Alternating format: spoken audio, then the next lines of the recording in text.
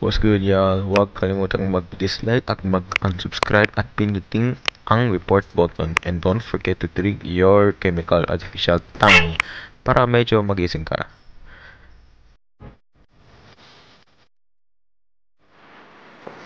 How to make well done strip line fake wagyu steak for my dad, yeah.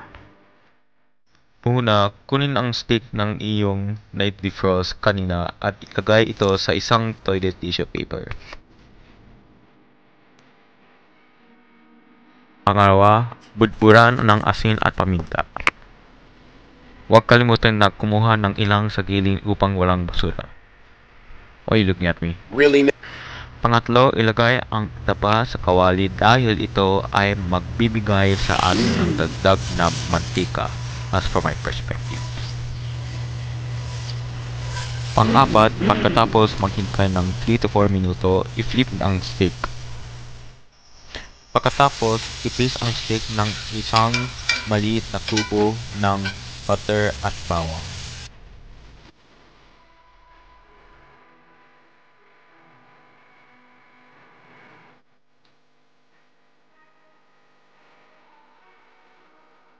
Ilagay ang stick sa chopping board o anumang patag na ibabaw na gusto mong ilagay.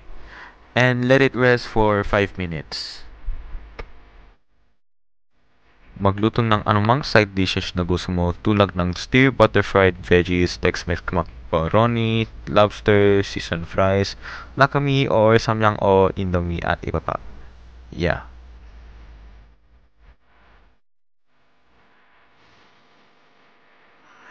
Gupitin ang steak, half thin, half thick slices na. No! No! Ayoko mag-well done, gusto ko mag-medium rare! Ano ba yan?